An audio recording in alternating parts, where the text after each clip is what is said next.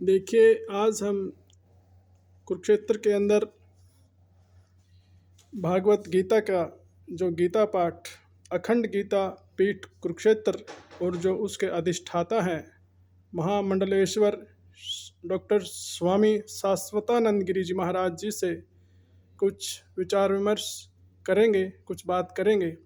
Doctor साहब, अध्यात्म के बारे में क्या कुछ कहना चाहेंगे डॉक्टर साहब? अध्यात्म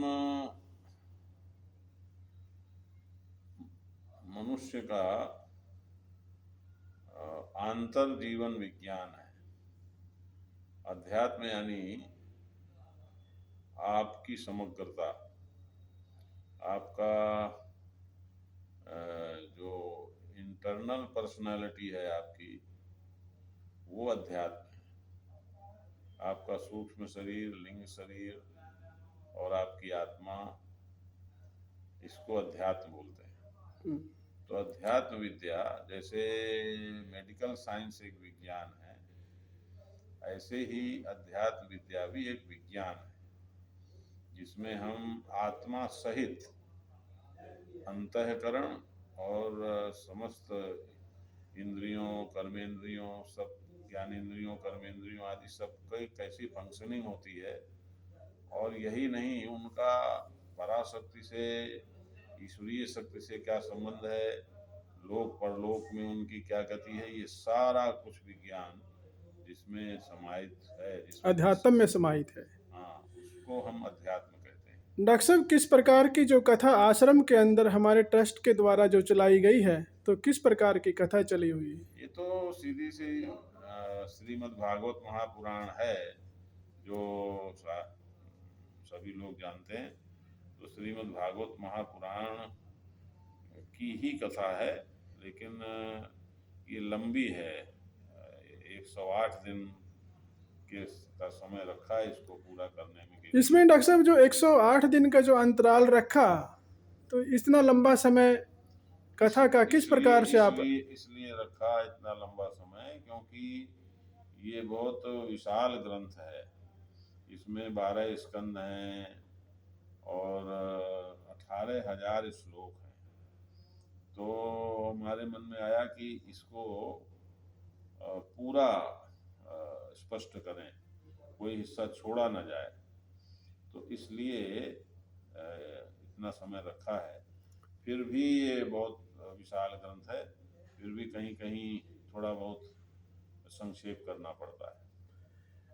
डॉक्टर साहब, जैसे समय समय पर चलती रहती है कथा, या कोई उसका समय निश्चित है जो हर साल होती है या कुछ महीने में होती है, तो किस प्रकार से मतलब आपने एक योजना बनाई, किस प्रकार से आपने एक सोचा कथा रखी जाए आश्रम के अंदर? नहीं, हमारे आश्रम के अंदर ऐसा एक कोई समय निश्चित नहीं है कि इस समय कथा होती ही है। वो तो जब भक्तों की इच्छा होती है और ईश्वर की कृपा होती है, तो कथा की योजना बन जाती है और कथा हो जाती है। तो डॉक्टर साहब, इसमें रितमरा जी के बारे में, साध्वी रितमरा जी के बारे में जो लिखा है, उनका तो उनके आने का जैसे समय क्या रहता है, और किस प्रकार की कथा उनके द्वारा बताई जाएगी, या किस प्रकार का जो माध्यम रहेगा, तो कैसा रहेगा?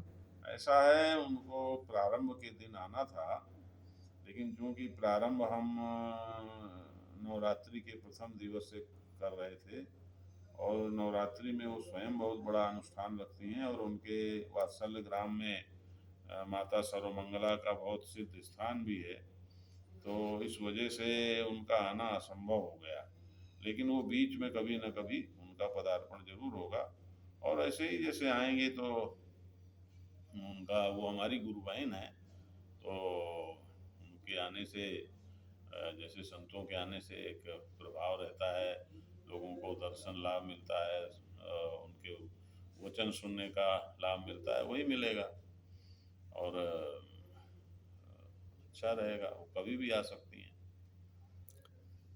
डॉक्टर साहब, जैसे कथा का स्वरूप और जो जो कथा है डॉक्टर साहब, किस प्रकार जो जैसे श्री कृष्ण अर्जुन जी को गीता का उपदेश देते हैं, तो किस प्रकार का एक प्रमाण और किस प्रकार का एक उदाहरण स्थापित करते हैं, तो कैसे क्या कुछ जैसे कितने श्लोकों का मतलब कि ये समावेश है, हम इसे कहेंगे मतलब, और एक वाणी के द्वारा ये लोगों को मतलब जाए?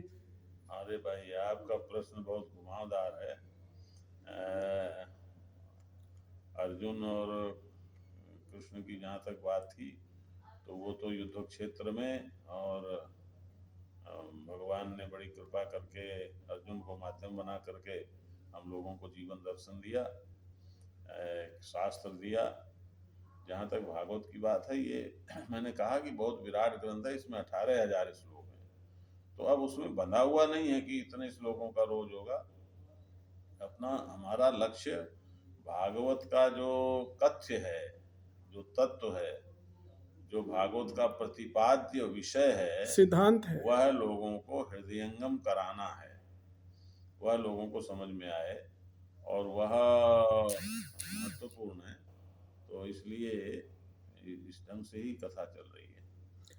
डॉक्टर साहब, जैसे एक क्वेश्चन और आपसे पूछें, जैसे अभी अभी वैसे तो आप एक साधु हैं, सन्यासी हैं, और मतलब अभी अभी तो जैसे एक राजनीति से आप दूर भी होंगे शायद, तो किस प्रकार की सरकार जो हमारे भारतीय मतलब हरियाणा के अंदर एक भाजपा सरकार और एक कांग्रेस सरकार मतलब के बारे में, जैसे कि भाजपा सरकार अपनी आई है, तो इस प्रकार कैसा क्या कुछ? कैसा क्या कुछ मतलब? भाई जैसे साधु संतों के बारे में कुछ ज़्यादा मतलब हमारी सरकार सोचती है, तो किस प्रकार का मतलब एक उद्देश्य रखती है सरकार साधु संतों के बारे में? ऐसा है जी कि प्रजातंत्र है, तो प्रजातंत्र में हर व्यक्ति का संबंध राजनीति से भी अपने आप हो जाता है। वोट डालने हम भी गए, जागृत हैं तो देश में रहते हैं, तो हर विषय में हमारा भी चिंतन रहता है। तो वर्तमान सरकार आई है तो उससे हमको प्रसन्नता है। कोई भी सरकार आती तो कोई बात नहीं थी, लेकिन इस समय चूंकि हम तो साधु ही हैं, तो हमारा तो हम धर्माचार्य हैं, तो हमारा ध्यान तो सनातन की तरफ है ही।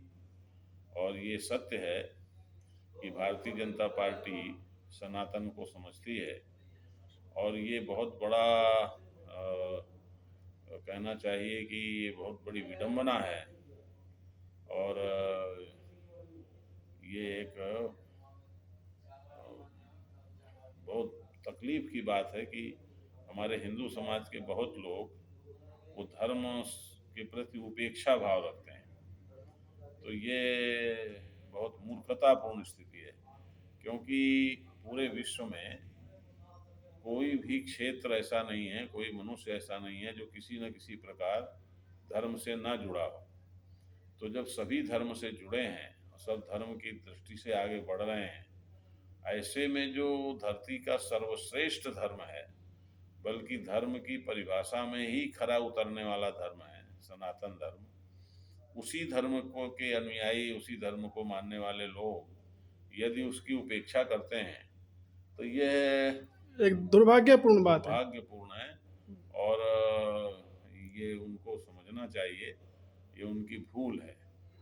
तो और कुछ भी कह देते हैं, तो हम लोगों का ध्यान इधर रहता है, और हमारा ये मानना है कि सनातन है तो भारत है, और भारत ही नहीं, सनातन है तो विश्व है। बाकी सनातन के अलावा जितने भी धर्म के नाते तथाकथित चिंतन हैं, वो सब के सब आत्मघाती हैं और विश्वघाती हैं।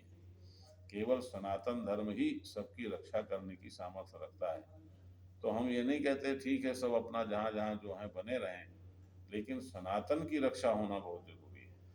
और भारतीय जनता पार्टी के अलावा जो दूसरी पार्टियां हैं, उनका जो इतिहास हम देखते हैं, तो वो सनातन विरोधी सा दिखता है। सनातन विरोधी का मतलब मानवता विरोधी और राष्ट्र विरोधी होता है।